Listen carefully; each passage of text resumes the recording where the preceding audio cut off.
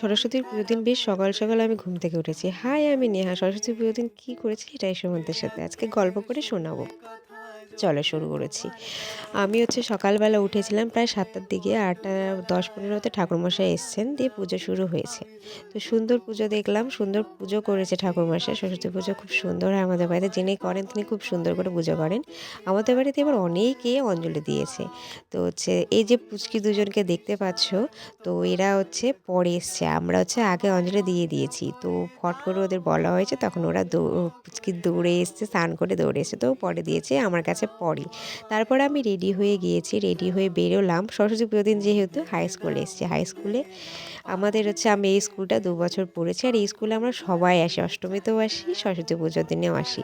ছবি তুলছিল ওরা, আমিও কয়েকটা ছবি তুলেছি। তারপর বিএড কলেজে এসেছি। বিএড কলেজে আস্তে আস্তে প্রায় অনেকটা লেট হয়ে গেছে আমাদের গ্রুপের সবাই, মানে বিএড কলেজে যারা পড়ি তাদের ওই গ্রুপটা আমাদের সবার মোটামুটি খাওয়া হয়ে গেছে। আমরা লাস্টে খাচ্ছি, মানে এই আমরা যে খাচ্ছি এটা আমাদের লাস্ট ব্যাচ ছিল, মানে এরপরে আর কেউ খায়নি। তো ফ্রাইড রাইস ছিল, পনির ছিল, খিচুড়ি ছিল, ঘাটি ছিল, আর লাস্টে যেটা সবার পছন্দ নলেনগুড়ের রসগোল্লা ছিল। আর প্রেরণা, এটা ম্যাগাজিন, বিএড কলেজে প্রতিবারই ম্যাগাজিন করে, তো এবারও হয়েছে। তো আমরা এটাতে কাজ করিনি।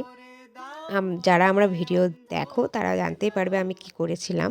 তো তারপর আমরা টোটো করে গঙ্গারামপুর কলেজে এসেছিলাম। গঙ্গারামপুর কলেজ থেকে আমি আবার বাড়ি গেলাম। বাড়ি গিয়ে বুনু যেহেতু একটু ঘোরেনি, একটু মন খারাপ ছিল, ওকে নিয়ে একটু বেরিয়ে আশপাশে ঘুরে সিঙ্গারা নিয়ে এসেছি। সিঙ্গারা নিয়ে এসে ওরা সিঙ্গারা খেলো আর আমি খেলাম বুনো খিচুড়ি। এভাবে আজকে আমার দিনটা কাটলো। চলো টাটা, দেখা হচ্ছে নেক্সট কোনো ভিডিওতে।